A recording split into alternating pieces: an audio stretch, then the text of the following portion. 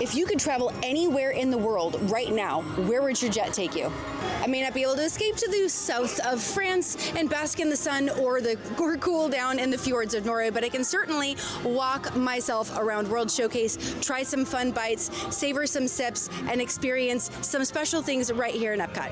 One of the reasons why I love EPCOT and why I've always loved it since the moment I stepped foot here the first day, you can walk around World Showcase and you have these incredibly detailed and ornate, impressive and immersive pavilions representing the various countries that are here. For example, here in Canada, this beautiful building here, which is a DBC lounge, is inspired by the Chateau Laurier in Ottawa. It's really amazing that you can walk through these pavilions and see sites that are inspired by some of the most iconic and historic locations around the world.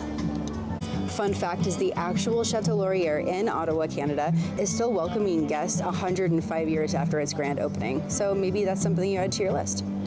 Now, if international travel is not something that you are able to do, you can come back here to the back of the Canada Pavilion and you can watch a whole documentary that gives you kind of a lovely overview about that nation.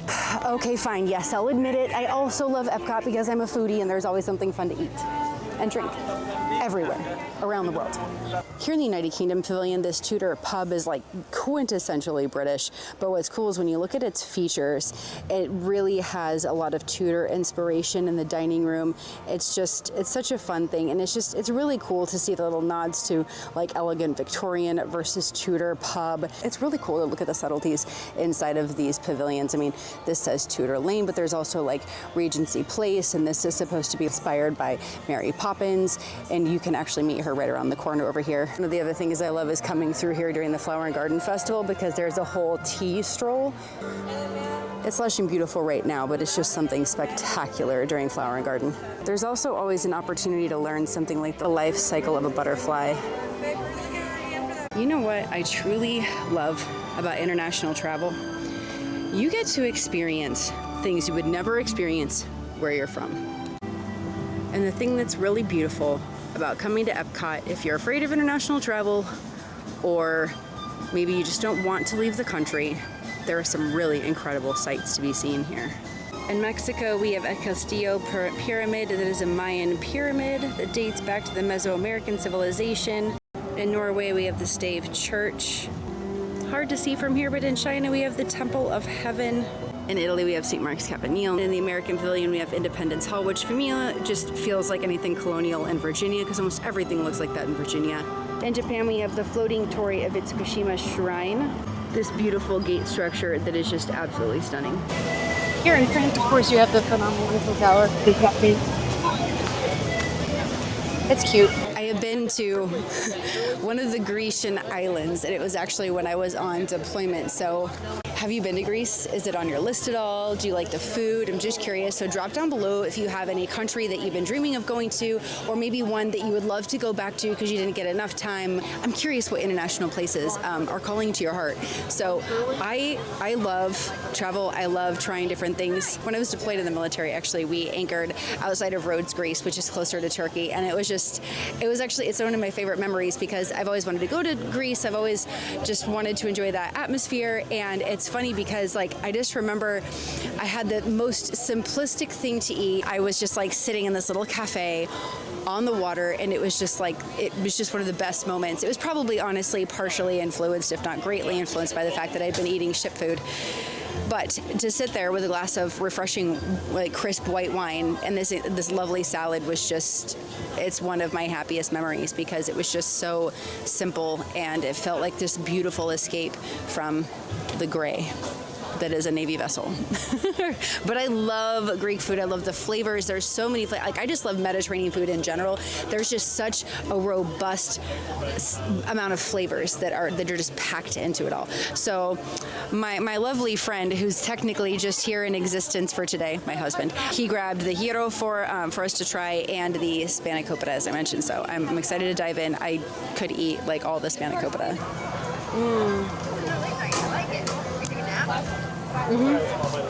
Flavors are on point. Nice tzatziki sauce. Yeah, that's super yummy. I'd probably say that roll's a 13 out of 20. Would I outward race for it? No. But is it pretty decent and it has a lot of flavoring? Yeah, absolutely. So it's a nice little option.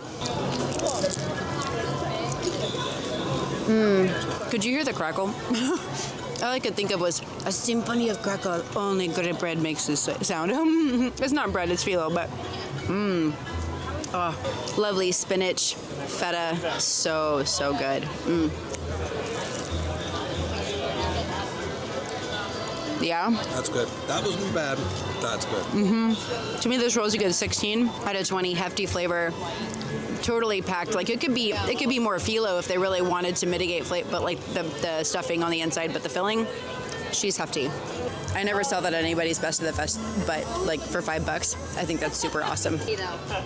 Nom nom nom nom nom nom nom. This is the beer braised beef from Belgium, and this is served with a smoked Gouda mashed potatoes. Looks like there's some carrots inside of this sauce with the beef, and it also looks like it's topped with some chive. Today's beer flight is going to be a Van Sterberg Golden Drak Triple Ale, Bernardus Dragon Wheat Beer. Lastly, we're going to have a Verheg Duchesse Cherry Red Ale. I swear I can speak. And no, I haven't been drinking yet. Let's try this braised beef. Okay. Yeah, we're getting beer. And we're definitely getting cheese in with that beef. That's a pretty yummy bite. It is a warmer, like comfort food kind of dish, but it's pretty yummy. I would say that roll is probably probably a 14 out of 20. I probably wouldn't seek it out, but that's a pretty good, like, stick to your bones, yummy thing to have. But I mean, I definitely can't find any faults with it, so I'm going to say it's more on personal preference than anything else. Forgot that I wasn't recording. I'm so sorry. So just literally took a drink of the Dragon Wit. This is a nice, robust wheat beer, and it is nice and flavorful and refreshing. Like, this is a good stroll around EPCOT beer. Cheers. I'd say probably a 14 out of 20. It's solid above average. Next up, we're going to try the Golden Drak. This is a triple. Look at that beautiful color. Heftier, a little bit sweeter, really good full flavor. I think with the weather, because I'm hot and thirsty, the wheat beer is actually more refreshing, but this is gonna have more flavor. We're definitely thinking this is about a 12 solid. It's very caramelly, but it's definitely yummy. But if you're someone who doesn't really like brown ales, this is probably not going to be for you, and you're probably gonna wanna think more about that wheat beer, which is a little bit more refreshing. Last but certainly not least is going to be our cherry red ale. It's not gonna be like a stout or a porter. This is definitely just like a nice brown ale looking color, but it does say cherry ale, so I'm curious.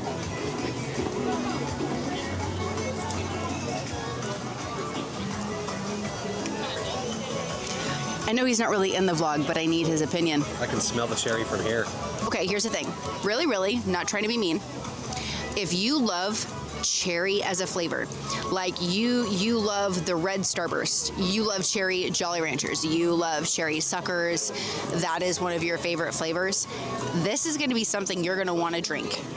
While it's not my favorite, it is really sweet for me, and the cherry is like ridiculous. Like I stood back surprised because I expected like some notes of cherry, but this is like someone took cherry pie filling and made it into a beer, and that is what you're drinking. I would say that this is probably going to roll like an 11, but a lot of that is drastically influenced by preference of flavor because they did deliver on a cherry ale, so we can't knock them for that.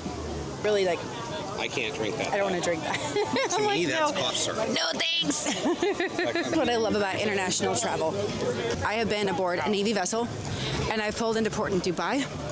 I have been in Bahrain, Rhodes, Greece, Spain, and that kind of travel is a very different kind of travel because you're I can't even explain it. Sure, you're aboard a U.S. Navy warship, but by the same token, like, you have some guidelines that you need to adhere to with your dress code and certain cultural things that you're being like told you can and cannot do.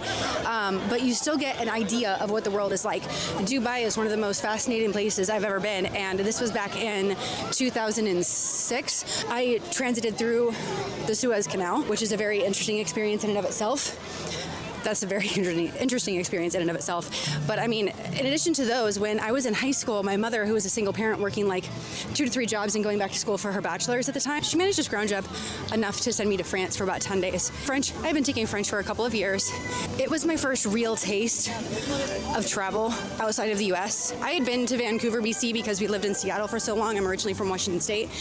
And so it was just like, it was such an eye-opener. I mean, I saw Pont de Gare, which is like this incredible, like Roman-era aqueduct. I have seen a Colosseum that was in France. I've seen Ez, which is like this old itty-bitty little village inside of like ruins of a castle atop this cliff overlooking the Mediterranean. It was one of the most beautiful things I'd ever seen.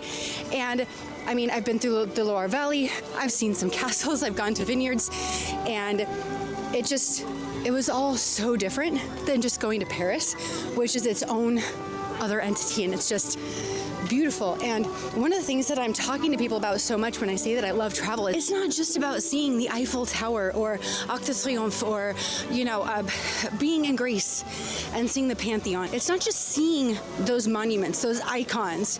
It's about what you smell. It's about what you can see, what you can feel. It's these little subtleties and learning about the cultures when you go. In 2017, I got to go back to France with my grandmother and a couple of cousins on this really incredible trip. Unbelievable core memory of a trip. And one of the things we did, which was like my highlight from the trip, is we went to Normandy and we did this private tour and we got to go see D-Day beaches. And not just being a Navy veteran, but being where you can see something that America directly influenced in France was really incredible. A lot of people, talk about how the French are not the biggest fans of Americans. I haven't personally experienced that. Something I did see firsthand is the amount of plaques, monuments, and dedications to America and Americans who fought in World War II to help liberate France. And that was incredible. There's just so many different things that we can see and experience in the world. We can go on an Adventures by Disney trip and maybe go aboard one of the AMA Waterways ships and be whisked away down the Rhone or the Rhine River, even the Seine, and we can see castles. We can learn how they make wine or olive oil. We can venture aboard a Disney cruise, both in the Caribbean or Alaska, the Mediterranean. Now they're worldwide. Disney itself has opportunities and availabilities for people to travel to 6 of the 7 continents. You can go to Antarctica with a Nat Geo expedition. What? So while this may not directly relate to Food and Wine Festival, one of the beautiful things about EPCOT is the ability to walk around all of these incredible pavilions, learn a little bit about the cultures and the histories of these countries, and get a little taste of where you might want to go next. International travel emboldens us, it inspires us, and it educates us. It is the best education because you're learning by doing. You're there, you're touching it, you're living it. And that is just one of the most, I think it's one of the most incredible things you can do. So if you can't take an international vacation, maybe that's just not up your alley, then come to EPCOT, enjoy the pavilions, walk into the back, deep dive a little bit more than just the fun kiosks at the front that have the incredible bites and sips that we want to enjoy, and learn a little something new. Thank you for joining me here at EPCOT. I'm curious if you've been to Food and Wine Festival, if you have a country you would love to travel to, or at the very least, just tell me what pavilion might be your favorite and when you're planning your next vacation. And if you're not, I hope you can very soon. Sending you all the best and wishing you a brilliant, bold, beautifully empowered life. Cheers.